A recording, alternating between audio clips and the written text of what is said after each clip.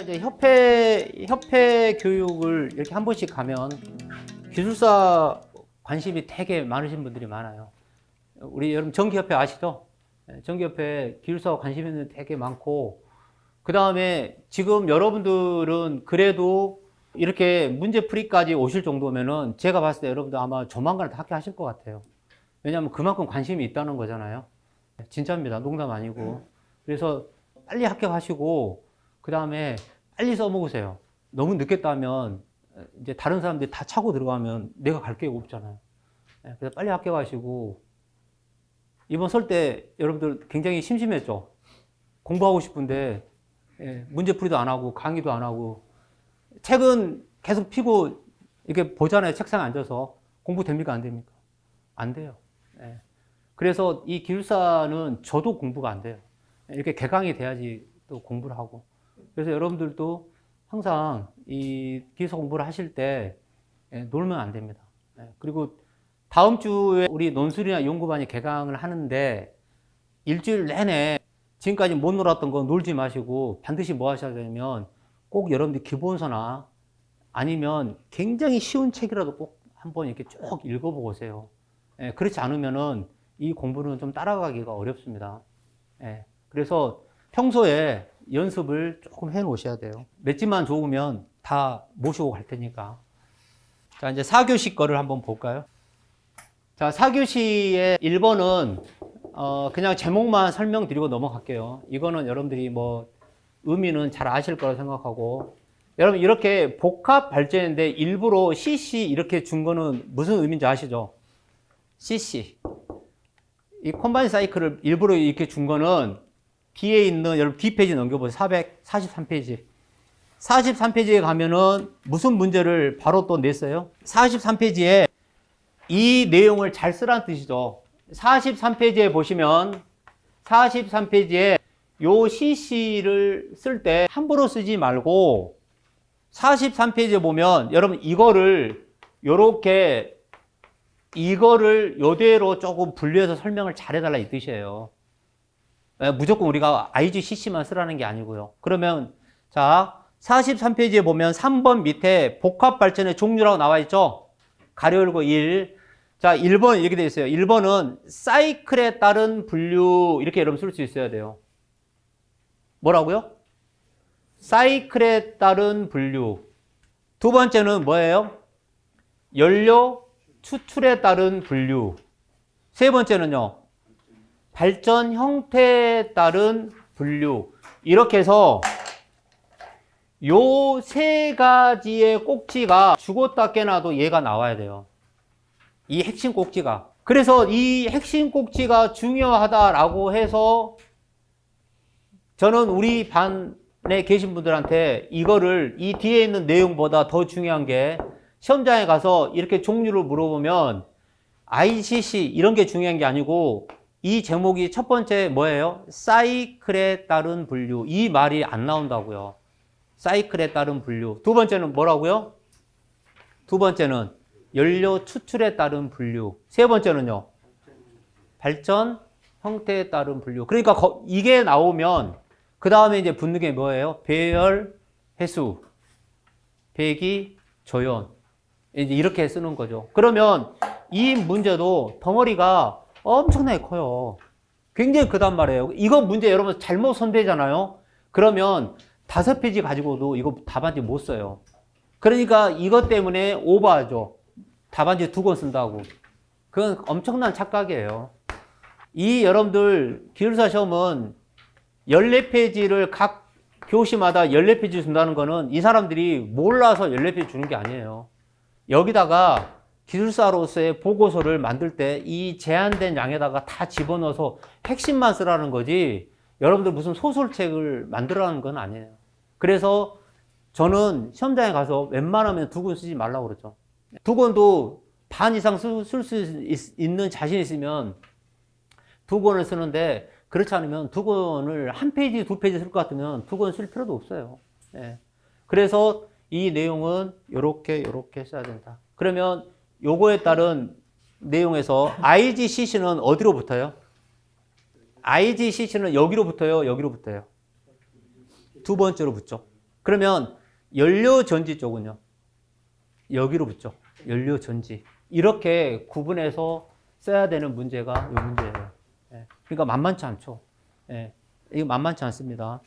그 다음에 여러분들 이런 것까지 공개하지 않기 때문에 잘 모르는데 여러분 선수들은 금방 압니다. 여기 여러분 예시를 하나 보면 터빈이 있고 그 다음에 이 터빈하고 이렇게 붙는 게 제너레이터죠. 어떤 그림이 됐든 이게 붙잖아요. 그 다음에 여러분 여기에서 이렇게 나가는 그림인데 어떤 그림이 됐든 터빈하고 제너레이터는 이렇게 두 줄로 그런 거 봐보세요. 찾아보세요. 다 이게 돼 있어요? 여러분 이게 바로 뭐냐면 샤프트라는 뜻이에요. 기계적으로. 다 이렇게 의미적으로 다 갖고 있단 말이에요. 이 샤프트죠? 여러분 이거 샤프트가 이렇게 파단 날 수 있어요. 파단. 이거 깨질 수 있죠? 이 깨지는 게 SSR 이렇게 해석하는 거 아니에요? 그러면 왜 이런 것들이 왜 중요하냐면 이렇게 원동기하고 발전기, 그러면 여러분 발전기 안에 이 터빈이 이 발전기 안에 어떤 애를 돌리는 거예요? 결국 이 자석을 돌리는 거 아니에요? 자석을 돌린다라고 하는 거를 우리는 회전, 계자형 이렇게 읽잖아요. 그럼 전기자는 고정돼 있어요? 돌아요? 고정돼 있죠? 그러면 이 계자를 돌리는데 이 계자하고 전기자하고 이렇게 해서 전기적인 벨트가 구성돼야 안 돼요? 구성되잖아요. 이걸 자기적인 결합이라 하죠. 그래서 여기 부하가 끊어지면, 없어지면 이 벨트가 순간적으로 끊어져 버리죠. 이제 이런 것들 때문에도 이 관성도 굉장히 중요하죠. 그래서 이런 그림을 하나를 이렇게 볼 때도 기계적인 부분을 어떻게 그리느냐 이것도 많이 본다고요. 다 이 모델링들은 의미를 갖고 있으니까 이렇게 보시면 좋겠습니다. 그래서 이런 핵심 키를 가지고 조금 쓰시면 좋았다 이렇게 이제 문제를 볼 수 있죠. 저는 그래서 이 문제 자체가 굉장히 이 출제하신 분들이 문제를 굉장히 잘 냈고 문제가 굉장히 어려워요. 그래서 저는 이 출제하신 분들이나 앞으로 들어가실 분들이 조금 이렇게 티가 나는 분들은 항상 저는 이야기하죠. 좀 문제 좀 잘 내주시고 채점 좀 잘 좀 해달라. 그리고 합격자는 항상 10명 이상 꼭 나오게 좀 해달라. 이렇게 하죠. 그래서 너무 이게 빡빡하게 채점하지 말아라. 이런 이야기를 많이 하죠. 문제가 굉장히 잘 낸 거죠. 자, 두 번째. KC. 여러분, KC 이 문제가 뭐가 어렵냐면 이게 어려워요. 그리고 또 하나는 이 KC를 여러분 이렇게 KEC라고 이렇게 준 거는 KEC에 따른 접지 방식이라고 했잖아요. 그러면 우리 KEC가 정식으로 KEC가 언제 여러분들 이렇게 정식으로 시행하자고 돼 있어요? KEC. 일단 21년도부터 시행이 됐어요. 정확하게. 21년도부터 이제 KEC를 그전에도 썼는데 KEC를 이제 지켜야 된다. 그래서 요렇게 하는데 PI, PN, SC, 1문자, 2문자, 3문자 이걸 다 해석하라는 거잖아요. 그러면 이렇게 해석을 할 때 이 1문자, 2문자, 3문자는 여러분들이 다 볼 수 있어요. 그러니까 TN, 바, C, 바, S 이렇게 썼잖아요. 이렇게 쓰면 1문자, 2문자, 그 다음에 3문자, 4문자 이렇게 막 쓰는 거냐 아니면은 1문자, 2문자, 3문자까지만 써야 되느냐 이렇게 해석이 돼 있죠. 그죠? 이런 내용들을 이렇게 표현하는데 우리 밑에 있는 이 표를 잘 해석이 돼야 돼요. 해석. 그러니까 요 앞에 있는 거를 우리는 뭐라고 그러죠? 1문자죠. 뒤에 있는 거를요. 2문자라고 그러죠. 2문자. 그 다음에 여기 보세요. 3문자는 S하고 뭘로 표현했어요? C. 이렇게 S나 C를 3문자로 쓰는 거예요. 그래서 코몽할 거냐? 분리할 거냐? 이렇게 쓰는 거죠.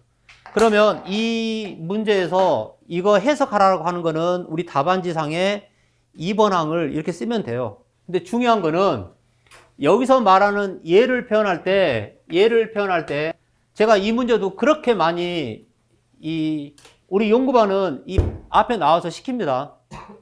그래서 앞으로 연구반에 오시고 싶으시면 칠판에 나와서 다 한 번씩은 하니까 그림을 다 그려보라고 그래요. 근데 제가 이것도 연습을 굉장히 많이 시켜요. K20에서 말하는, 자, 우리는 PEN이라는 게 있고, PE에 M이 있다. 이렇게 표현하는 거죠. 얘하고 얘를 이렇게 분리하잖아요. 그러면 S가 붙어야 돼요. 따로따로 보면. 같이 보면 뭐죠? 콤몽이 돼야 되죠. 그러니까 여러분들 해석할 때 요렇게 왔다가 얘가 요렇게 분리되잖아요. 그러면 여기서 이만큼은 뭐예요? PEN 이렇게 쓸 수 있는 거죠.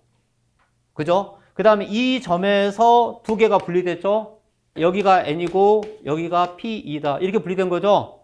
이런 용어들을 수도 없이 많이 여러분들이 해석을 해야 돼요. 그래서 이 문제는 이렇게 쓸 때는 얘는 DC에서 이런 표현을 많이 하고 이렇게 표현할 때는 AC에서 표현해야 돼요. 그러면 이 문제는 AC하고 DC를 구분하지 않았기 때문에 여러분들이 AC하고 DC를 언급해야 돼, 안 해야 돼요? 다 언급해야 돼요. 그러니까 이게 쉬운 게 아니란 말이죠. 그럼 밑에 있는 그 표에 나와 있는 것처럼 PEN이 됐든 PEM이 됐든 얘를 구분해서 설명해야 되잖아요. 예. 그래서 이렇게 해야 되는데 이거를 여러분들 보시면 이렇게 해가지고 이 변압기 코일을 이렇게 그린 문제도 다 이렇게 이런 변압기 표현하는 거 다 했죠. 이렇게 전원 여기 표현이 있잖아요. 여러분 이런 표현들이 다 무슨 뜻이냐면 이거 똑같아요. 우리 계통을 표현할 때 이렇게 그리잖아요. 이렇게 그리면 여기는 분산형이 있고 여기는 동기 발전기가 있다. 그러면 이 부하를 연계해서 이렇게 운전시킬 때 이변이 없는 한 이 동기 발전기도 회전부가 Y가 될 거 아니에요. 그죠? 얘도 이변이 없는 다 Y죠. 그러면 얘는 뭐가 되냐면 델타가 되고 얘도 델타가 되고 여기는 뭐가 될까요? Y가 되겠죠. 여기는요. Y가 되겠죠. Y의 접지, Y의 접지. 그러면 여러분 이런 우리 TNCS나 TN을 보면 이 부분을 이렇게 따서 이렇게 확대해 보면 마치 변압기 부, 이게 전원부예요. 그러니까 그 책에 나와 있는 모델처럼 이걸 다 그려야 돼요. KEC로 설명하라고 했으니까. 아시겠죠? 우리 디스커버리 잠바 입으신 분. 아시겠죠? 네. 그래서 이런 내용들이 이렇게 나와야 돼요. 네. 그래서 요 문제가 조금 만만치 않죠. 그러면 자 보세요. 여러분 거기에 보면 이렇게 해서 우리 콩나물 뭐처럼 이렇게 그려놓은 이런 그림 같은 거 보이시죠? 이런 그림 보이세요? 이렇게 돼 있는 것들, 이렇게 돼 있는 것들도 KC에 붙어요. 그러면 이렇게 돼 있으면 이렇게 쭉 따라가 보면 거기에 약호가 뭐라고 붙어 있어요? P2라고 붙어 있잖아요. 얘 이렇게 따라가 보면 뭐라고 붙어 있어요? N. 그러니까 N자라고 쓰기 싫으면 이렇게 하면 N이라는 뜻이잖아요. 요 선이. 그죠? 그거 아닌가요? 네, 그렇게 볼 수 있죠. 그래서 이 문제는 여러분 밑에 나와 있는 교류하고 직류 이렇게 구분해서 쓸 수 있어야 돼요. 그러니까 결국은 이런 용어들이 붙어야 되는 거죠. 여러분 이거 아시죠? 우리 교류에서는 이 PEN도 있지만 전원부를 L1, L2, L3 이렇게 쓰죠. 그죠? 근데 여기서는 직류에서는 뭐라고 쓰죠? L 플러스 L 마이너스 이렇게 쓰지 않아요? L 플러스 L 마이너스 이렇게 쓰죠. 우리 KC에서. 그러니까 여기에서 이렇게 쓰잖아요. 이미 여러분 KC를 한 것처럼 L1, L2, L3 이게 과거에 무슨 내용을 이렇게 쓴 거냐면 우리 RST 이거 똑같은 말이잖아요. UVW 이렇게 쓸 수 있죠. 근데 KC에서는 이런 행위 하지 말라는 거잖아요. 어떻게 쓰라는 거예요? L1, L2, L3 이렇게 쓰라는 거잖아요. 그 다음에 옛날에 우리가 RST 할 때 이거 색깔 빨간색, 청색 이런 거 막 들어가지 않아요? 근데 KC에서는 L1, L2, L3를 어떻게 씁니까? 색깔로 물어보면. 그렇죠. 갈, 흑, 해, 청 이렇게 쓰잖아요. 그 다음에 중성선은 옛날에는 접지선을 녹색으로 썼죠. 옛날. 페이시엇은 어떻게 쓰죠? 이거 투톤을 쓰지 않아요? 투톤? 녹색하고 노랑을 함께. 근데 지금 색깔은 물어보지 않았죠? 그러면 이런 내용을 여러분들이 색깔도 입히는 사람도 있단 말이에요. 그래서 이제 선수들이 그래서 무서운 거죠. 그래서 48페이지에 보시면은 여러분 48페이지에 이런 용어들을 가급적이면 써야 돼요. 거기 봐보세요. 제일 위에 거 하나만 보면 전원 보이세요? 전원. 그럼 전원이 있는데 접지측이라고 써놨잖아요. 전원측이라고 써놨잖아요. 그 다음에 전원을 건너뛰고 그 다음에 배전선로가 있고 그 다음에 설비 이렇게 붙잖아요. 그게 여러분 마치 이걸 설명하는 거예요. 요거 변압기. 여러분 이거 변압기 여기 접지할 거 아니에요. 접지. 요렇게 선 요렇게 당겨낼 거 아닙니까? 그죠? 이렇게. 요거를 여러분 이렇게 옆으로 그리면 똑같은 그림 아니에요? 요거. 요렇게 해서 요렇게 그려놓으면 똑같은 그림이잖아요. 얘하고. 그죠? 말은 쉬워요, 안 쉬워요? 네, 말은 쉽습니다. 우리 선생님 그 회사에서 이렇게 좀 고위직실 것 같은데 여기 고위직 분들 많이 계시는데 문서를 만드는 담당자가 더 힘들어요? 아니면 결제하신 분이 더 힘들어요? 결제하신 분들이 더 힘들어요? 왜요? 아는 해야 되니까? 그러면요?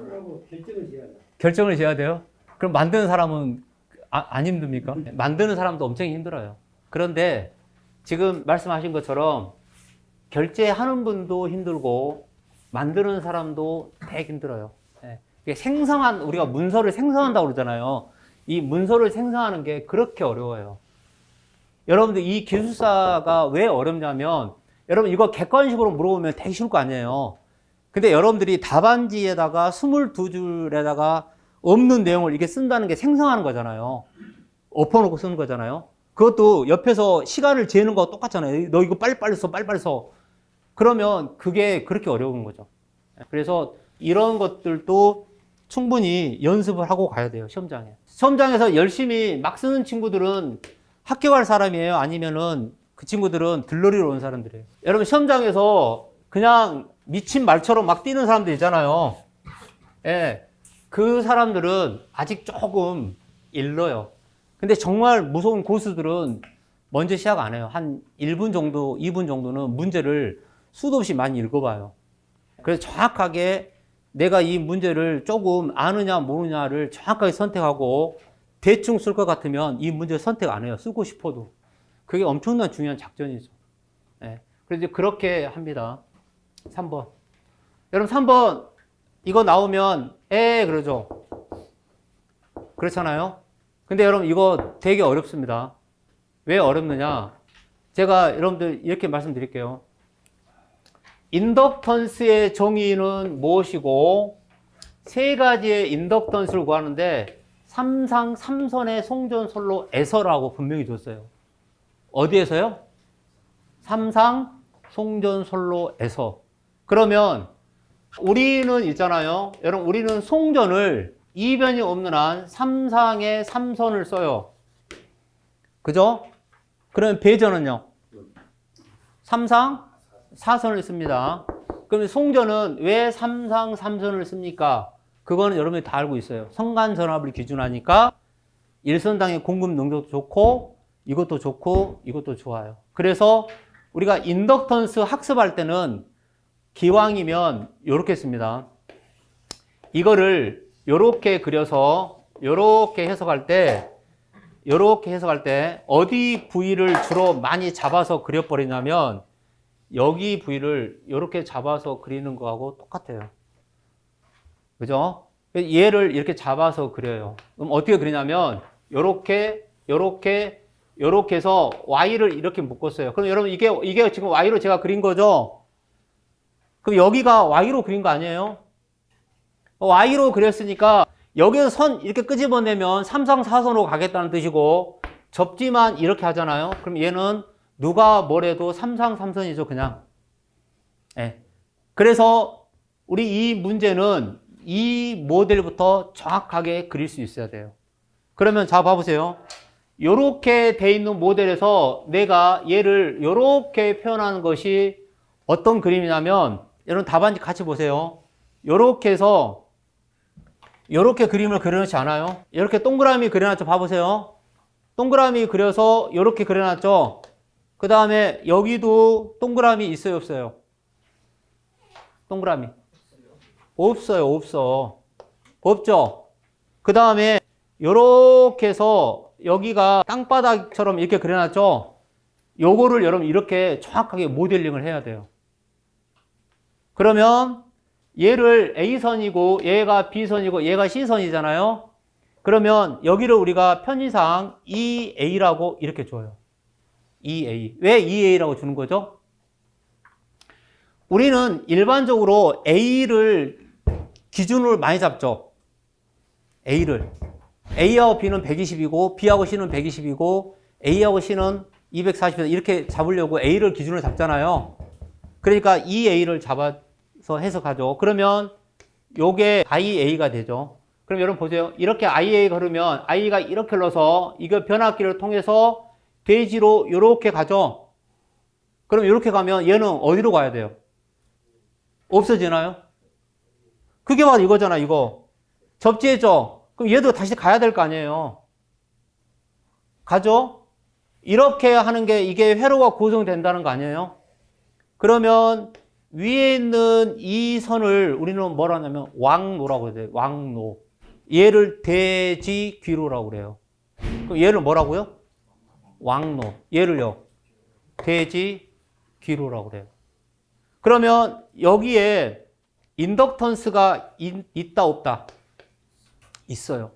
그걸 우리는 LE라고 표현할 수 있어요. LE. LE. 그러면 LE를 헬리니까 전류 구하고 싶으면 얘를 옴으로 바꿔야 되는 거 아니에요? 옴. 옴으로 바꾸려면 오메가 LE 이렇게 쓰면 옴으로 바뀌는 거죠. 그럼 얘는 우리 무슨 말하고 똑같아요? E 파이 F의 LE 이 말하고 똑같은 거 아니에요? 그렇잖아요. 그러면 이거를 우리는 다른 말로 기호로 쓸 때 이렇게 XE라고 쓰는 거잖아요. XE. XE. 그래서 여러분 단락비 공부할 때, 단락비 학습할 때 이렇게 발전기 가능출력 해석할 때 여기하고 여기를 해석할 때 우리는 얘를 XD분의 1 이렇게 쓰고 여기하고 여기를 쓸 때 XE분의 1 이렇게 쓰잖아요. 그죠? 이때 이 XE가 여기 윗부분을 해석하는 거잖아요. 선로 쪽. 예. 그래서 이렇게 표현하는데 그럼 이거가 결국은 뭐냐면 옴이잖아. 옴. 옴.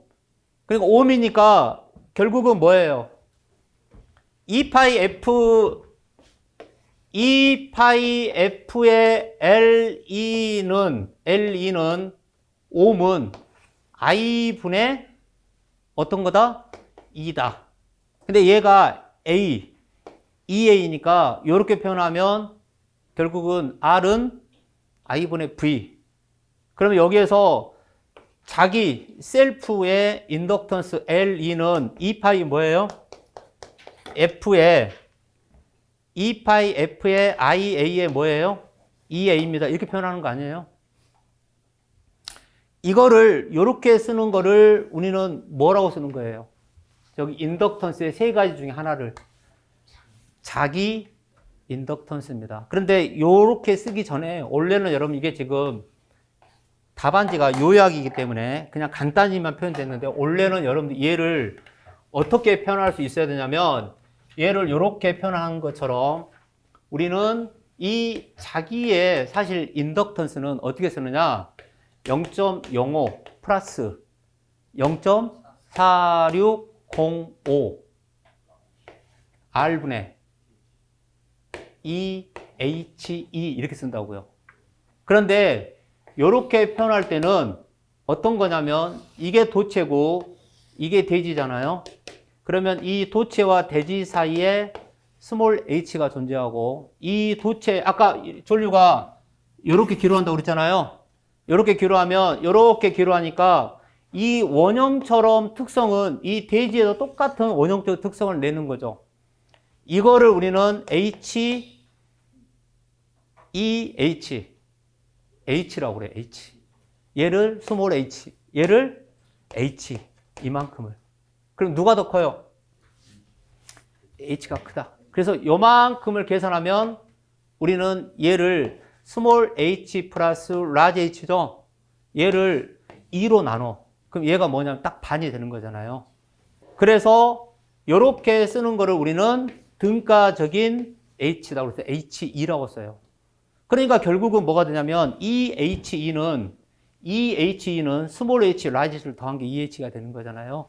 요렇게 해서 여러분들 이거를 다 써내야 된다고요. 그러니까 저는 이게 좀 어려운 것 같은데요. 이 제한된 시간에 이 세 가지를 쓰는 게.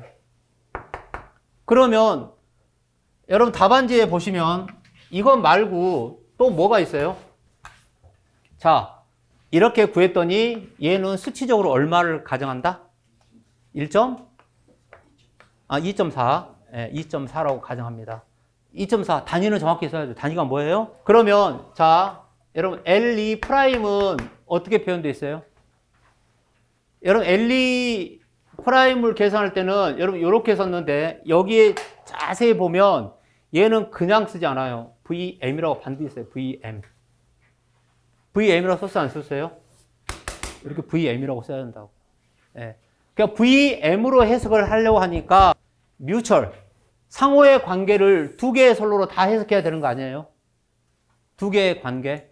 그래서 얘를 A라고 가정하고 얘를 B라고 가정한다면 이것도 여러분들이 저렇게 문제를 낼 때는 정확하게 모델링을 얘는 V의 M이라고 써줘야 되죠.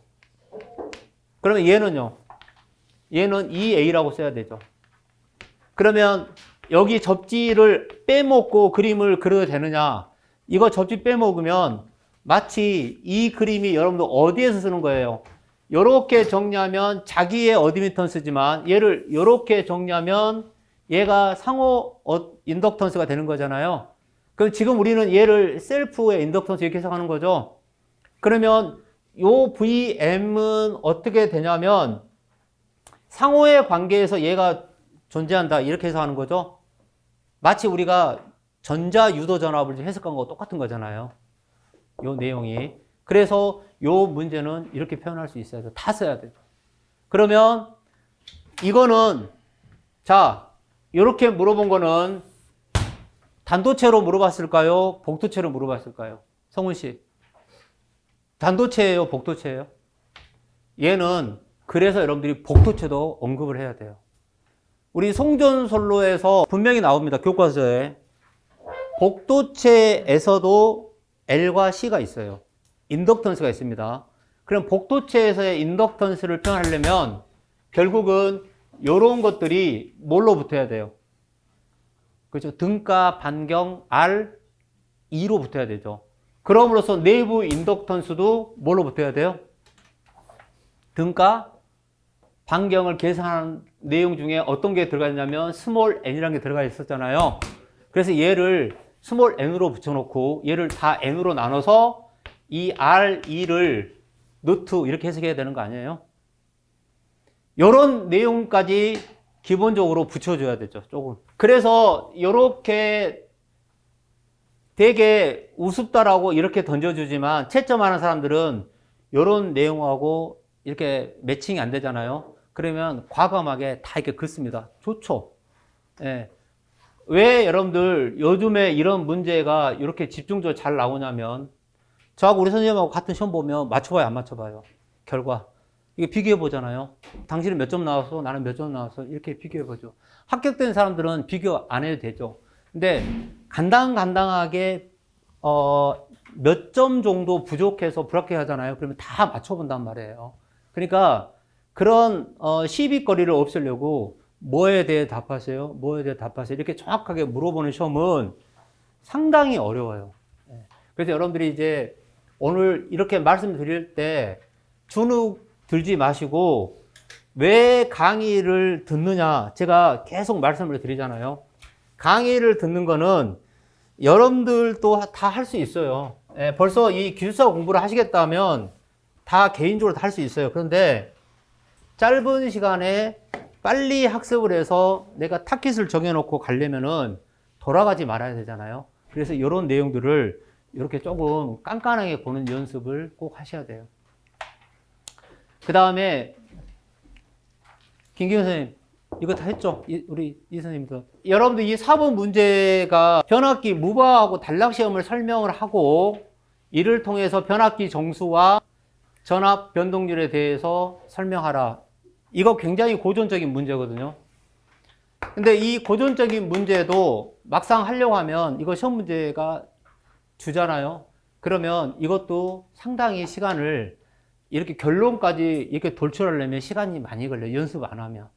첫 번째는 이런 변압기 무바 시험은 왜 하고 단락 시험은 왜 하고 이런 문제는 개요에서 쓸 필요가 없죠. 어차피 무바 단락 다 정해야 되니까.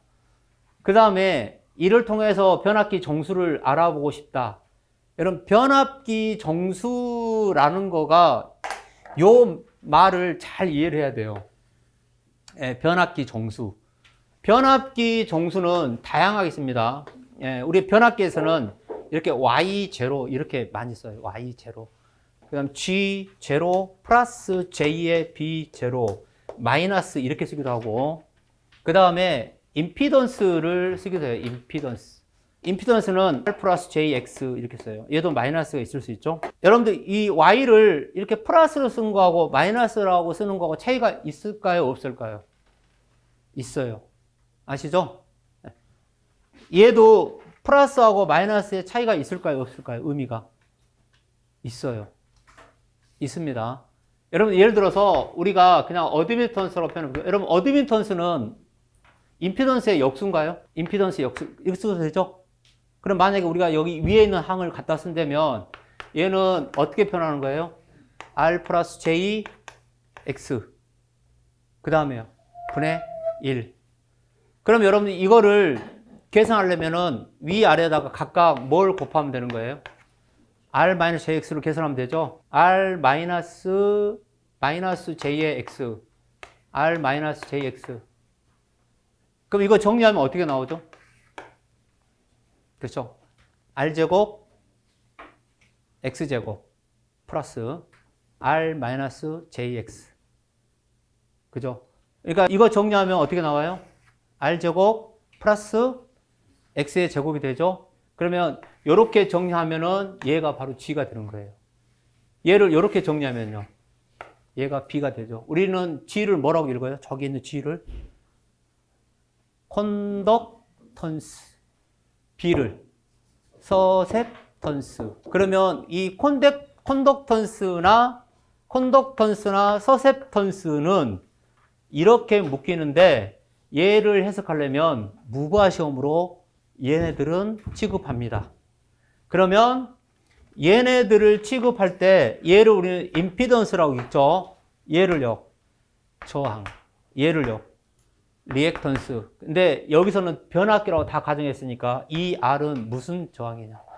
그래서 얘를 정리할 때 우리는 단락 시험. 그러면 이 문제는 뭐부터 물어본 거예요? 무바 시험부터 물어봤어요? 단락 시험부터 물어봤어요? 무바 시험부터 물어봤죠? 무바 시험부터 물어봤는데 굳이 단락 시험부터 쓸 이유가 있어요? 없어요? 없어요. 물어본 대로 그대로 가야 돼요. 1. 뭐부터 써야 돼요? 무바 시험. 무바 시험 하려면 변압기를 이렇게 이거는 그냥 거기 답안지 보세요.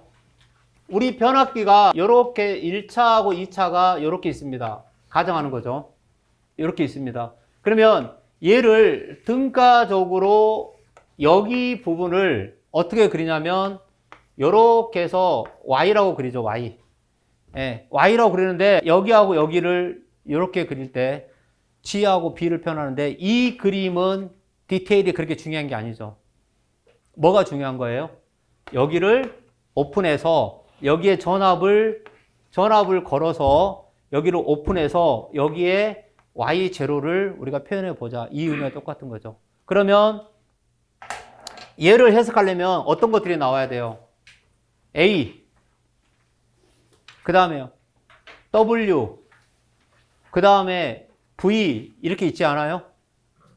그러면 A자는 여기에 붙었죠. 그 다음에 W는 이렇게 썼나요?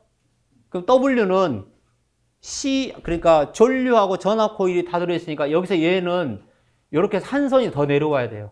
요렇게. 그죠? 그 다음에 전압계는 이렇게 걸면 전압계 아니에요? 그러면 요렇게 오픈해서 구하면 누구를 알 수 있다. 최종 마지막에 누구를 구했어요? B를 구하는 거 아니에요? B0. 맞죠? 아니, 그러니까 B0를 구했잖아요. 그럼 여러분 B0를 구한다는 건 B를 뭐라고 읽는다고요? 서셉던스. 그러면 요런 순서대로 여러분 이 순서대로 안 풀잖아요. 그러면 이게 다 꼬인다고 제가 말씀드렸잖아요. 그러니까 얘는 어떻게 순서를 정해서 풀어야 되냐면 요렇게 풀어야 되죠. 거기에 보면 자 무브화 시험은 일단 정의를 내려줘야 돼요? 안 내려줘야 돼요? 내려야 되죠. 예. 그러니까 여러분 주요 꼭지를 잡는다면 얘 큰 꼭지 1번에 가로 열고 무브화 시험은 어떻게 하는 게 무브화 시험입니까? 저 그림을 설명하면 되는 거잖아요. 변압기 1차를 오픈했어요? 2차를 오픈했어요? 2차를 개방하고 이걸 다 정의를 써야 된다는 거죠. 그러니까 변압기 2차를 개방하고 1차 측에 무슨 전압? 고전압, 전격전압. 전격전압. 이런 의미가 없는 내용을 쓰면 안 돼. 다 이런 말 다 써야죠. 2차를 개방. 1차에 무슨 전압? 전격전압. 이때 전압계의 지시라고 그랬어요? 전류계의 지시라고 그랬어요? 전류. 이런 말이 굉장히 중요한 포인트란 말이에요. 정의를 쓸 때. 그 다음에 무브화 등가이로는 이렇게 그립니다. 아시겠죠? 여러분 그러면 여기에 우리 변압기 할 때 이거 쓰죠? 여러분 보세요. V2분의 V1은 I1분의 I2는 N2분의 1이고 얘를 임피던스로 표현하면 A의 제곱 이렇게 쓰잖아요. 이런 말 써야 안 써요 지금. 그러니까 여기가 A면 여기 A 자승에 N1, N2 이렇게 쓰잖아요. 이상적인 변압기 해석하잖아요. 그런 말 써야 안 써요? 하나도 안 쓰죠. 왜냐하면 이거는 지금 변압기를 등가와 해석하는 문제가 아니죠. 단순히 그냥 뭘 물어보는 거예요? 예, 단락시험과 개박시험의 의미를 설명하라. 그러니까 1번의 예시처럼 정의, 2번의 등가이로는 이렇게 그립니다. 그 다음에 중요한 포인트 3번에 여자 회로 종수 계산은 어떻게 한다고요? 여자 회로를 구하고 싶어. 여러분 그러니까 무보화 시에는 여자 회로가 구성이 돼야 되죠. 여자 회로라는 말은 어떻게 그리는 게 여자 회로라는 뜻이에요? 이렇게 그리는 게 여자 회로예요. 여러분 여자 회로는 무슨 말이죠? 여기에 1차의 전압을 이렇게 걸잖아요. 그럼 부하가 없더라도 이 1차의 전압을 걸면 변압기에 그냥 철심에 코일이 감겨 있으면 그 1차까지는 이렇게 뭐가 가는 거예요? 전류가 코일에 이렇게 흘러서 마치 얘가 무브화선이 되는 거죠. 그러니까 무브화선이니까 어떤 우리가 해석할 수 있는 거예요? 철선 해석 아니에요? 그런 내용이죠. 네. 그러면 단락을 한다는 거는 무슨 뜻이에요? 단락. 여기 이렇게 쇼트를 시켰어요. 단락을 한다는 거는 2차에도 전류가 흘러요, 안 흘러요? 흐르겠죠. 뭐에 의해서? 이 여자에 의해서. 그러니까 이때는 어떻게 되냐면 이 솔로에 이제 뭐를 해석하는 거예요? 임피던스를 해석해야 되죠. 그러니까 이 그림은 그릴 필요가 있어요, 없어요? 이 부분을. 그릴 필요가 없죠. 없죠. 그래서 여러분 단락이라는 그림은 그냥 뭐만 표현했냐면 그런 의미가 필요 없기 때문에 단락은 마치 AWV를 변압기만 놓고 2차를 단락해서 그렸어요. 그러니까 2차 단락은 어떻게 써야 돼요? 정의가. 변압기 2차를 단락한 상태에서 1차에 원전압. 여러분 1차에 원전압을 서서히 증가시켜서 뭐예요? VS에서 전격 전류가 I1이 되는 거를 계산해야 된다. 그러면 여기에서는 전압계의 지시라고 그랬어요? 전류계의 지시라고 그랬어요? 전압계의 지시라고 나와 있잖아요. 그러니까 전압계의 지시, 전류계의 지시 이거를 구분해서 쓸 수 있어야 된다 이 뜻이에요. 그러니까 당연히 A, V, W를 다 그려놓은 거잖아요.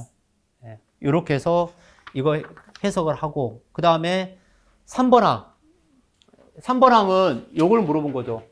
이렇게 묶어서 정수까지 물어봤고 전압 변동률은 그러면 전압 변동률 편에 보시면 여러분들 거기 등가위로 이거 어디서 많이 본 등가로잖아요. 여러분들 이 등가회로는 여기에 R도 있고 X도 있어요. 임피던스 이렇게 있고 송전단도 이렇게 보이고 수전단 아니 그 배전도 이렇게 보이고 송전솔로도 이렇게 보이고 근데 지금 이거는 변압기 모델에서 전압 변동률을 해석하라는 거잖아요. 이 변압기에서 전압 변동률을 해석할 때 여기 부분을 잘 써야 돼요. 여기 부분. 여기 부분. 여기 봐보세요. VS, VR로 쓰면 큰일 난다고요. 뭐라 써야 돼요? V20 이렇게 써야 된다고요. V20 는 뭐라고 퉁친다? E2. 여러분 이거 오늘 이 문제풀이 할 때 여러분들 이거 풀이집 다 구할 수 있어요. 근데 지금 이렇게 강의를 한번 이렇게 듣고 가시는 거는 다음에 이제 송전솔로나 배전솔로 할 때 그런 것도 여러분 조심하라는 거잖아요. 이거 다 챙겨갈 수 있는 거잖아요. E2, V2 이렇게 쓴단 말이에요. 여기가 여러분들 수전단 전압 VR, ER 이렇게 쓰는 게 아니고 여기를 뭐로 썼어요? V2N. 예. 이렇게 쓰지 않고 여러분 그럼 이거를 우리는 전압 변동률 이렇게 쓸 때 여기 밑에 값을 뭐라고 표현했어요? 결과 봐보세요. V2N 이렇게 쓰지 않아요? 그 다음에 V20 마이너스 V2N 이렇게 썼죠? 그러면 이렇게 쓰지 않고 이렇게 써도 이 식은 유사하죠? VS, VR, VR 이렇게 써도 유사하잖아요. 이렇게 쓰면 빵점. 왜 빵점이에요? 이 문제는 변압기 모델에서 변압기 2차를 환산했다는 가정하에 이 전압 변동률을 구하라는 뜻이에요. 그래서 여기에 부하가 무부하가 되잖아요. 그러면 V2하고 라지 E2는 같다. 이런 조건까지 모델에 앉혀야 돼, 안 앉혀야 돼요? 앉혀야 된단 말이에요. 그러니까 이렇게 유사하게 쓰는 식들은 많은데 이게 다 그렇지 않아요. 자, 그 다음에 또 하나. 옆에 여러분들 벡터에 보면 벡터가 자, 보세요. 벡터를 이렇게 그려놨어요. 이렇게. 이거 보이세요? 그럼 여러분 이렇게 그리면 우리가 이렇게 수평으로 나란히 있으면 얘를 뭐라고 읽어요? 기준이라고 있잖아요. 근데 이게 전류가 기준 벡터예요. 근데 우리 송전솔로, 배전솔로 학습할 때 여러분 송전솔로, 배전솔로 학습할 때 이런 벡터는 여러분 굉장히 익숙하죠. 제가 I 이렇게 그렸어요. 그 다음에 여기를 ER, ES 이렇게 그려볼게요. 여러분 이런 벡터는 되게 익숙하잖아요. 근데 이거는 지금 전류 벡터예요, 전압 벡터예요? 전압 벡터예요. 무슨 벡터? 누구를 기준한? 그렇죠. 수전단을 기준한 전압 벡터잖아요. 그러면 얘를 이렇게 세우면 전류가 이렇게 그러니까 얘를 이렇게 세우면 전류 기준 벡터로 우리가 물어본 문제도 있죠. 그러면 얘하고 얘를 같다라고 해석하면 큰일 난다 이거죠. 얘하고 얘는 틀려요. 틀리단 말이에요. 그래서 이 문제를 해석할 때 조심해야 되는 거는 이렇게 구하는데 그러면 여러분 이 I가 유난히 길어요, 안 길어요? 길어요. 이거 길게 그려야 된다고요. 왜 길게 그려야 되느냐? 얘는 우리가 부하라고 하는 거를 강조하려고 하는 거예요. 부하. 아시겠죠? 누구를 강조하려고요? 부하라고 하는 거를 강조하려고 하는 거, 부하. 그래서 세타를 이렇게 여기다가 세타를 줬다, 안 줬다? 줬다. 줬죠? 그러면 요 크기는 V2N 요만큼은 V20죠? 그 다음에 얘를 IX라고 쓰고 얘를 II라고 이렇게 표현했잖아요. 그러면 여기서 요렇게 내려 그으면 이 크기하고 이 크기를 계산하면 V20를 구할 수 있다, 없다? 구할 수 있다. 그러면 앞에 있는 요만큼은 누구로 구하면 돼요? V2N의 코사인 세타로 구하면 되죠. 플러스 이만큼은 얘와 같으니까 IR. 예. 그 다음에 두 번째 항은 이만큼은 어떤 값이에요? 얘하고 똑같은 값이니까 V2N의 사인 세타. 그렇죠? 이만큼은 IX. 그러면 얘들을 실수와 허수부로 처음 항은 구분해야 되니까 V2N을 계산할 때 첫 번째 항 플러스 J 이렇게 쓰면 되는 거잖아요. 답안지에 나와 있죠? 그럼 얘를 이렇게 표현해서 얘를 해석해서 이렇게 쭉 끄집어내야 되죠. 예. 그래서 이렇게 가는데, 그러면 이 문제는 장황하게 푸는 것도 중요하지만 이런 것들을 이렇게 표현하지 않잖아요. 그럼 이건 변압기 문제가 아닙니다. 예. 그러니까 VS, VR로 표현하는 거는 다 빵점이다. 거의 점수 잘 안 나올 거예요. 예. 그래서 요 내용은 이렇게 푸는데, 그러면 이거를 최대의 전압 변동률로 나타내야 되겠다라고 하는 것이 결국은 뭐냐면, 얘가 여러분 계산하면 P 코사인 플러스 Q 사인 이렇게 나오죠. 그죠? 그러니까 얘는 이렇게 우리가 표현한 값이 퉁쳤다 라고 하면 이것이 결국은 뭐예요? 퍼센트 임피던스하고 같음을 증명한다, 안 한다? 증명한다, 이런 뜻이죠. 그래서 이 문제가 이렇게 들어가면 더 좋죠. 이렇게 군더더기 없이 쓰는 것도 25분 안에 쓰려면은 시간이 만만치 않아요. 그래서 엄청난 연습을 해야 되는 겁니다. 그 다음에 5번 문제는 제목이 뭐예요? 차단기 전압별 차단 실패라고 나와있죠. 여러분들 오늘 이 문제하고 약간 유사한 게 0점 주의. 앞에 문제 있었잖아요. 그 다음에 지금 문제는 뭐예요? 차단 실패를 전압의 차단 실패, 차단기 전압별. 그래서 그 답안지를 조금 참고를 해서 읽어보시면 될 것 같고. 6번 문제 한번 볼까요? 이 문제가 예제로 있어요. 있는데 이것도 막상 문제를 풀려고 하면 풀기가 어려워요.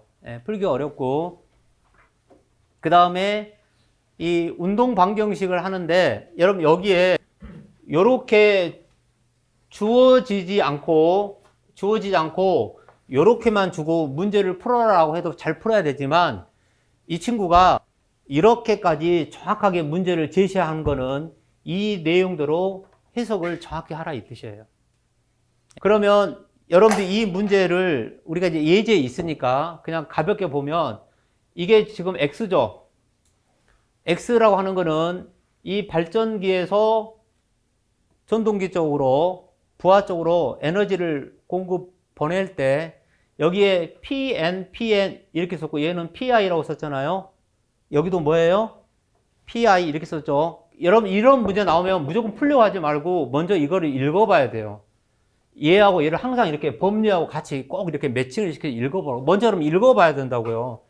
그 다음에 요렇게 이온하고 여러분 앞에 있는 이온하고 뒤에 있는 이온은 어떤 차이가 있는 거예요? 얘는 사실 벡터적인 거죠. 이렇게 도트가 원래는 있어야 되는 거 아니에요? 의미적으로. 없어도 여러분 이렇게 읽을 수 있어야 되죠. 얘도 뭐예요? 이렇게 도트가 있는 거와 똑같은 거잖아요.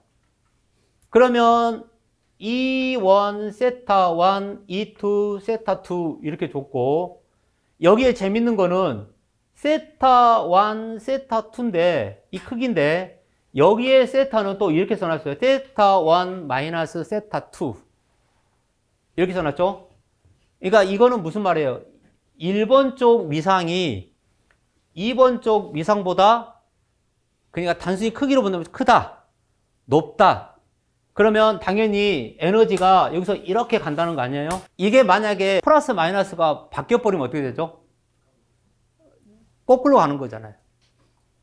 그래서 여러분들 우리 이 가능출력 곡선도 마찬가지잖아요.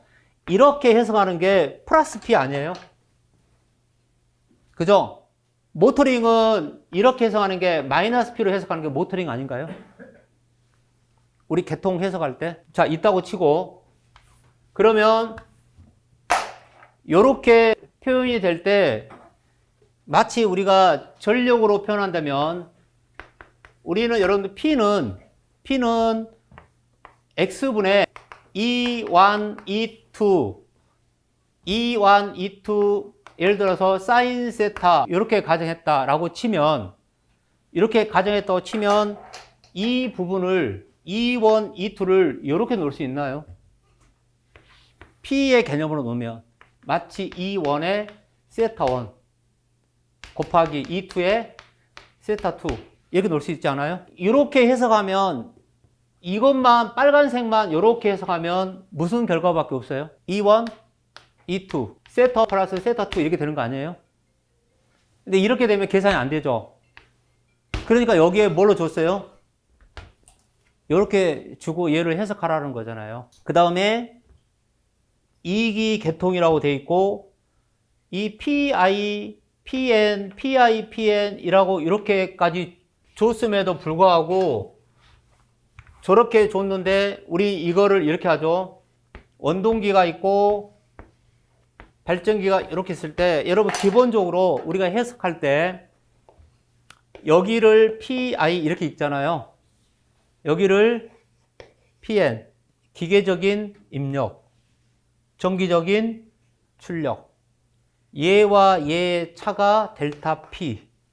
델타 P가 0이 안 됐어. 이 말은 무슨 말이에요? 델타 P가 0이 아니야. 결국은 주파수 변화가 일어나는 거죠. 델타 P가 0이라고 하는 거는 뭐하고 뭐가 같다? PI하고 PN이 같다. 이거를 운동 방정식으로 표현하면 기본적으로 뭐예요?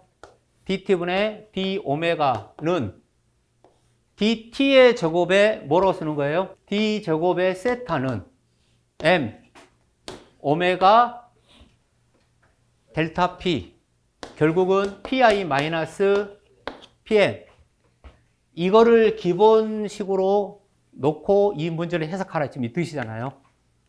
그러니까 여기에 1번 첨자하고 2번 첨자를 얘네들을 무시하고 쓰면 돼요? 안 돼요? 얘네들을 무시하고 쓰면 안 돼요.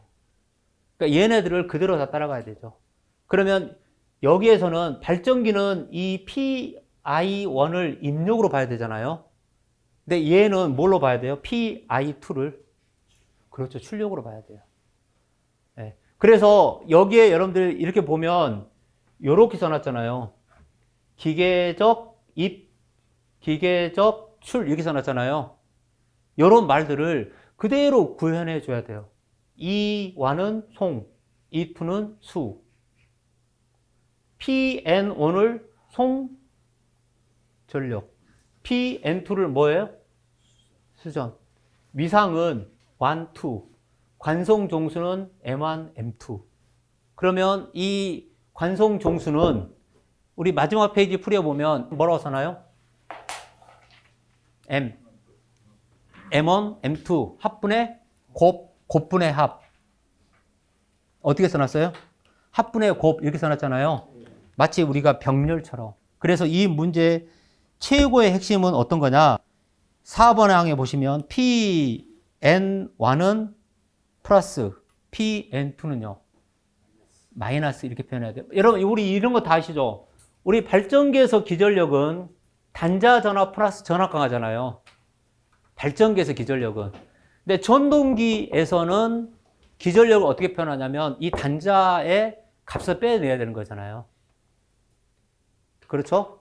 네, 그런 의미로 이 6번 문제를 해석을 하죠. 저는 낚시를 조금 합니다만 여기 낚시를 좋아하시는 분도 계시지만 낚시를 좀 하면 낚시에 간만에 가는 친구들은 엄청나게 호들갑을 떱니다. 고기 놓친 고기 굉장히 큰 고기였을 거다. 그리고 아깝다. 잡을 수 있었는데 내가 낚싯대를 조금만 잘 했으면 잡을 수 있는데 이런 이야기 하는데 낚시를 많이 다져본 사람들은 그런 일이 비일비재하죠. 그래서 놓친 고기는 절대 이야기하지 않습니다. 아깝다 이런 이야기 안 해요. 그래서 우리가 껄껄껄 이런 이야기를 많이 하는데 요즘 여러분들 주식 이야기 많이 하죠. 주식 요즘 안 하면 나만 소외를 당한다 해가지고 하는데 그런 친구들이 주식도 안 하죠. 그래서 뭐라 그러냐면 그때 샀으면 수억은 벌었을 걸 이렇게 이야기하죠. 중요한 거는 타이밍입니다. 타이밍이 굉장히 중요해요. 그래서 여러분들이 뭐 이렇게 하든 저렇게 하든 학습을 해서 내가 기술사는 언젠가는 따겠지. 이 노래 가사처럼 언젠가는 따겠지라고 하는데 제가 봤을 때는 여러분들이 팔 수 있는 것들은 다 팔아서라도 공부해야 됩니다. 그러니까 본인이 처분할 수 있는 거는 다 처분해야 돼요. 예를 들어서 자동차가 있다 그러면 버스 타고 다니면 됩니다. 자동차라도 일단 팔아야 돼요. 어떤 친구들은 기술사 공부할 때 중간에 왜 차를 바꿔가지고 중간에 차를 바꾸니까 차를 써야 돼, 안 써야 돼요? 전기차를 샀다고 자랑해요, 저한테. 공부도 안 하면서. 그 전기차를 왜 사냐 그랬더니 기름이 많이 안 들어 샀다. 그러면 학원 다니기 좋겠네라고 했는데 뭐 하냐면 그 전기차 뽑아가지고 와이프랑 놀러 다닌대요. 그 지금까지 공부를 뭐 하러 했냐고요, 그러면. 그렇게 포기할 것 같으면. 그래서 이 공부는 조금만 여러분들이 집중을 하고 그 다음에 본인을 위해서 아끼지 마세요. 예. 본인은 지금 여러분들은 엄청난 미래를 위해서 학습을 하기 때문에 본인을 위해서 정말 투자를 아끼지 마시고 투자도 절대적으로 적기가 필요합니다. 그래서 그 적기를 놓치지 않고 올해 시험이 이제 몇 번 남았어요? 5월, 8월. 5월 시험까지 카운트 해보시면 80일. 80일밖에 안 남았어요. 8월 시험까지 카운트하면 180일 정도 남았습니다. 하루에 3문제, 4문제 죽으라고 해도 300개도 못 가져갑니다. 그러면 내년도 시험을 준비하겠다면 굉장히 먼 미래 같잖아요. 내년도 금방입니다. 그래서 올해 뭐라도 여러분 건지겠다고 하면 올해 집중적으로 투자를 하셔야 되고 올해 어영부영 하잖아요. 내년도 빚어놓습니다. 참고로 내년 시험은 지금 여러분들 이 공단이나 이런 쪽 기류가 너무 시험이 너무 많다라고 이야기가 나와요. 시험 보는 사람들도. 그러면 이제는 여러분들이 뭔가 이 시대가 자꾸 어떻게 되느냐. 그냥 가는 시대가 아니기 때문에 전문가가 되려면 전문가 정도의 수준이 나와야 된다. 여러분들 우리 기술사 답안지가 채점했을 때 빵명 나올 때 있잖아요. 우리 기술사 발송만 그러는 게 아니에요. 그럼 그 정도로 0명이 나온다는 거는 아직까지 답안지를 써서 그 정도 수준이 안 올라오는 사람들이 많다 이런 뜻이에요. 예, 그래서 여러분들은 빨리 합격 안 시켜준다고 하지만 실제 현장에 나가보면 여러분 기술사라고 해도 절대적으로 전능하지는 않아요. 예, 그래서 저도 정말 밖에 나가면 저도 현장 같은 데 가잖아요. 그러면 저 웬만해서는 저 기술사랑 말 안 합니다. 상대를 확실히 알기 전까지는. 예, 잘못하면 쪽당하니까. 그래서 여러분들이 그 정도의 수준으로 학습을 하셨으면 좋겠고, 오늘 어떻게 들으실만 했어요? 너무 겁먹으신 거 아니야? 괜찮아요? 네, 겁먹을 거 하나도 없어요. 강의니까 또 이렇게 합니다. 연구반은 아침 8시부터 시작합니다. 강의는 카운트는 1시부터 돼 있고, 그래서 강제적으로 10시부터 뭐 하냐면 퀴즈를 반강제적으로 합니다. 그리고 8시부터 10시까지는 커피 타임의 첨삭을 이거는 진짜 자율적으로 합니다. 그래서 이 앞에 다방에서 8시부터 9시 40분까지 집중적인 하드 트레이닝을 좀 하죠. 그럼 김진혁이는 죽어날까요? 안 죽어날까요? 죽어납니다. 토, 일요일 날. 그래서 엄청난 트레이닝을 해서 시험장에 가도 사실 부담이 되죠. 오늘 이렇게 또 바쁘신 와중에도 또 이런 공개 강의를 들어주셔서 감사하고 잘 돌아가시고 대한전기학원 많이 홍보해 주십시오. 자, 그러면 다음에 또 기회가 되면 뵙도록 하겠습니다. 자, 수고했습니다.